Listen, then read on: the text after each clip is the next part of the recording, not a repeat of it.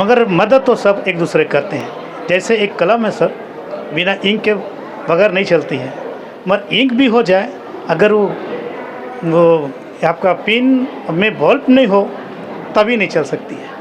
तो इसी तरह हम एक दूसरे का पूरक हैं। जिस तरह से आपने कराटे की दुनिया में पहला पहल किया इस पूरे झारखंड में, उस समय ये बिहार राज्य हुआ करता था। आज हजारों की संख्या में ऐसे लोग हैं जो आपके मार्गदर्शन में प्रशिक्षण पाए हैं और ये प्रैक्टिकल धरातल में हम उसको देख रहे हैं। लोग तो बोलते हैं पेपर में आने के लिए या दूसरे करते हैं, मगर मैंने देखा है इनके साथ घूम घूम के ही कि ये इतने खूबसूरत ढंग से अपने ये। जोहार, नमस्कार। स्वास्थ्य के प्रति जिन्होंने सबसे ज़्यादा जागरूकता में झारखंड में योगदान दिया है, आइए हम उनके साथ बात करते हैं। हमारे साथ है Indian school of martial art के भारत भर के निदेशक डॉक्टर विमल आनंद नाग सर। सबसे पहले सर आपको हमारे चैनल की तरफ से जोहार।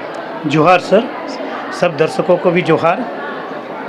आज झारखंड और पूरे भारत की पहली महिला पत्रकार रही सुधा सिन्हा जी की जयंती है। इस पर यहाँ Sudha and Arman memorial charitable trust के द्वारा एक मेडिकल कैंप का आयोजन किया गया है। इस कैंप में आकर आपने भी जो यहाँ पर बच्चे हैं, जो बच्चियाँ हैं, उन्हें स्वास्थ्य के प्रति जागरूक करने का काम किया, उन्हें बताया कि सेहत ज़रूरी है। तो क्या कुछ किया जाए जिससे हमारा पूरा झारखंड जो है वो बच्चों से लेकर के युवाओं तक में स्वास्थ्य में सुधार आए, उसके लिए क्या कुछ किए जाने की ज़रूरत है, और इस कैंप में आने के बाद आपका अनुभव कैसा है? सबसे पहले सर, पहल एक चीज़ होती है और जो पहला पहल करता है उसके पीछे दुनिया फिर चलती है। तो Sudha and Arman Dutt charitable trust जो है दत्ता साहब के तरफ से और YMCA VTC कांटा टोली रांची पूरी YMCA की ओर से, साथ में Indian school of martial art लोगों की ओर से जो यहाँ पर बहुत खूबसूरत तैयार किया गया है माहौल को, और यहाँ पर लोग अपने अपने निस्वार्थ भाव से सब सेवा दे रहे हैं। सबसे पहला चीज़ है कि फ्री न्यूज़ सेल्फ कैंप ये बराबर ये ट्रस्ट के माध्यम से होता आ रहा है और मैं इसे 2 साल से देख रहा हूँ सर।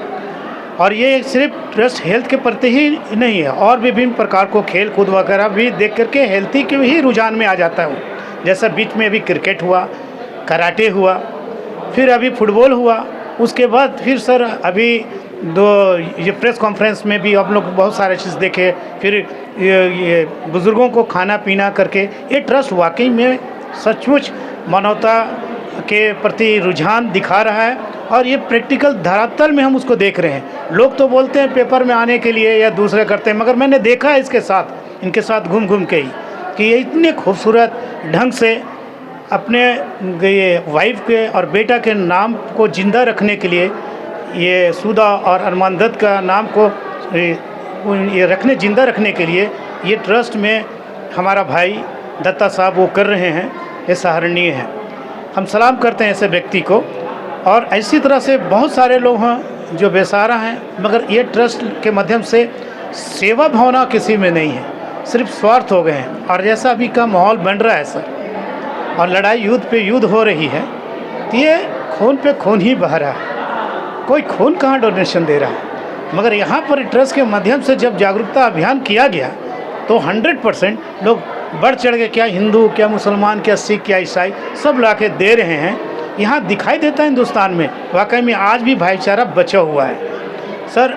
और हम चाहते हैं जिस तरह से ये अभियान कर रहे हैं, एक मामूली इंसान हो करके कर सकता है, तो हम ये भी एक मैसेज देते हैं सरकार को, हमारे झारखंड सरकार को, कि इस ऐसा अभियान हर जगह चलाना चाहिए, गांव-गांव में चलाना चाहिए, निःशुल्क कैंप चलाना चाहिए, ताकि जो नीचे तबके के लोग हैं, जो हॉस्पिटल में माना जगह नहीं मिल रहा है, पैसा नहीं है उनके पास, और 4 दिन 5 दिन तक इतनी भीड़ हो जाती है कि उस समय नहीं मिलता। मगर अगर जागरूकता अभियान हर गांव-गांव में गोद लिया जाए, सब अपने अपने MLA MP जितने लोग हैं, तो ये अभियान तो फिर सर मत बोलिए स्वर्ग हो जाएगा। ये हमारे झारखंड ही नहीं, पूरा हिंदुस्तान। अद्भुत बात कही आपने कि स्वर्ग हो जाएगा हिंदुस्तान अगर एक अकेला व्यक्ति इस तरह का कैंप का आयोजन के लिए पहल कर सकता है। जिस तरह से आपने कराटे की दुनिया में पहला पहल किया इस पूरे झारखंड में, उस समय ये बिहार राज्य हुआ करता था। आज हजारों की संख्या में ऐसे लोग हैं जो आपके मार्गदर्शन में प्रशिक्षण पाए हैं, और ऐसी कोशिश सरकार को भी की जानी चाहिए। आज जो महिलाओं की स्थिति है, जो युवाओं में, युवतियों में, लड़कियों की जो सामाजिक स्थिति है, उसे आप देखते हैं, एक लंबा अनुभव रहा है आपका कार्यक्षेत्र में, अपने जीवन में, तो क्या महसूस करते हैं और क्या कुछ किया जाना बाकी है? सर, बहुत सारे इवेंट हैं हर क्षेत्र में। पहल यह है कि हम उसको कहाँ तक सक्सेस करते हैं, मगर मदद तो सब एक दूसरे करते हैं। जैसे एक कलम है सर, बिना इंक के बगैर नहीं चलती है, मगर इंक भी हो जाए, अगर वो आपका पिन में बल्ब नहीं हो तभी नहीं चल सकती है। तो इसी तरह हम एक दूसरे का पूरक हैं। हमको चाहते हैं कि जिस तरह हम लोग हैं, एक प्राइवेट लिमिटेड है, हम लोग प्राइवेट संस्थाएं हैं, गवर्नमेंट की ओर से तो मिल रही है, खेल कूद में भी गवर्नमेंट रुझान दे रही है, बहुत आगे तक हो रहा है, मगर सर यहीं तक नहीं है। उनको करने के बाद स्कॉलरशिप, उनको करने के बाद उसको नौकरी, और बेरोज़गारों को नौकरी, ये सब थोड़ा सा, ये भी एक बहुत बड़ा चीज़ है। और हम चाहते हैं सर झारखंड गवर्नमेंट से कि जिस तरह हम लोग आगे आ रहे हैं खेल को ले करके, उसी तरह स्वास्थ्य को भी लेके हम लोग चल रहे हैं। जैसे अभी हम लोग बीच में फिर से निःशुल्क कैंप करने के लिए एक बार अरमान दत्त के दोबारा हुआ, यही चैरिटेबल एक है, अभी फिर दोबारा भी हम लोग कर रहे हैं। तो कराए बीच में वो टोटल ब्लैक बेल्ट थे, कम से कम 65 ब्लैक बेल्ट थे जो इन्होंने योगदान दिया था। अभी और एक कैंप हो रहा है जो सीनियर लोगों को इसी तरह, और हम लोग इसके प्रति एक रुझान कर रहे हैं कि जो ह्यूमन रिलेशनशिप सिखा रहे हैं कि एक भाईचारे की एक दूसरे में मदद करना है। क्योंकि देश दुनिया को अभी हम लोग देख रहे हैं किस तरह से हो रहे हैं, कैसे बर्बाद हो रहा है कंट्री के कंट्री, लोग खून के प्यासे हो गए हैं सिर्फ अहंकार, घमंड और हिस्सा और डे के चलते में। वो भाईचारगी कहाँ से होगी? अभी तक हिंदुस्तान बचा हुआ, कहीं ऐसा ये आग के लपेट में ये भी ना पड़ जाए, है ना, जैसे राजनीति चल रही है। तो हम यही चाहेंगे आज भी बचाओ अपने हिंदुस्तान को, और हम लोग यही कहेंगे कि सरकार को स्वास्थ्य के प्रति, खेल के प्रति या बेरोजगारी के प्रति अपना रुझान को ऐसा करे ताकि लोग बोले हाँ यही सरकार होनी चाहिए, ऐसा ही चाहिए। और मोदी जी से भी हम कहना चाहते हैं कि आप जिस संस्था में परमेश्वर ने आपको दिया है और बहुत ऊंचे पद में बैठे हुए हैं, और बाइबल में एक कोटेशन लिखा हुआ है कि अगर दीन दुखियों अनाथों विधवाओं का तू सुध ही नहीं लेगा ना, तो तुझे मैं पुरोहित पर से नीचे गिरा दूँगा। ये बाइबल का कोटेशन, और बड़े बड़े राजा महाराजा का ऐसा नहीं है। तो हमारे प्रधानमंत्री आदरणीय हैं, तो उससे भी हम यही करना चाहेंगे कि ऐसा अभियान हर जगह चलाएं और अच्छे अच्छे हॉस्पिटल खोलें, स्कूल कॉलेज खोलें। और हमको और क्या चाहिए सर? सरकार से कुछ तो नहीं चाहिए, बस यही चाहिए। और इसके प्रति ही सरकार को एक मैसेज देना चाहते हैं, और हम आम पब्लिक बन करके मैसेज देना चाहते हैं कि सबों को ज़रूरत है इसका।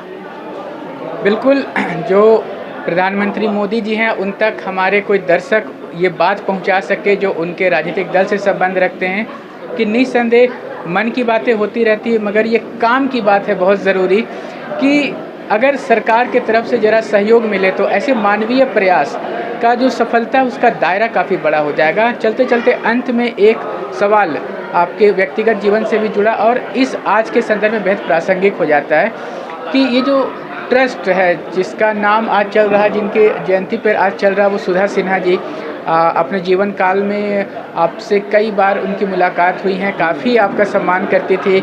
जो अरमान है वो आप ही के देखरेख और आप ही के मार्गदर्शन में उसने कराटे का प्रशिक्षण लिया, अनुशासन के सारे गुर सीखे। तो आज इस अवसर पर कोई ऐसी बात जो हमारे दर्शकों के साथ आप साझा करना चाहेंगे? सर, ये सुधा जी एक बहुत आदरणीय थी, हम भाभी बोलते थे, और वो अच्छे बड़ी पत्रकार थी और सबसे पहली पत्रकार थी हमारे उसमें बिहार हुआ करता था।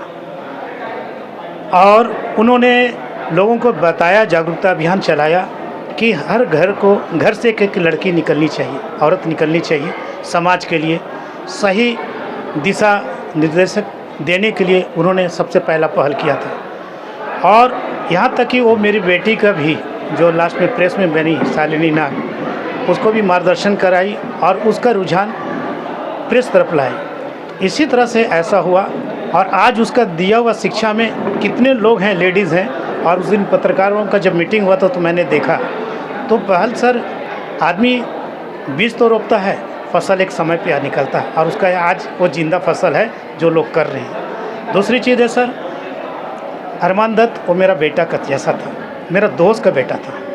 और बहुत ही अच्छा ऑनेस्ट लड़का था। और उस लड़के का प्रति हम ये देखें कि उनके अंदर में डिसिप्लिन, अनुशासन अलग हट के लड़का था। और वो हम बीच में ब्लैक बेल्ट बना, सेकंड डिग्री हुआ, नेशनल चैम्पियन भी हुआ, रेफरी भी बना। और ऐसे ही होने के बाद में हमने देखा कि वो लड़का जिस तरह से अपने और अपने दोस्तों का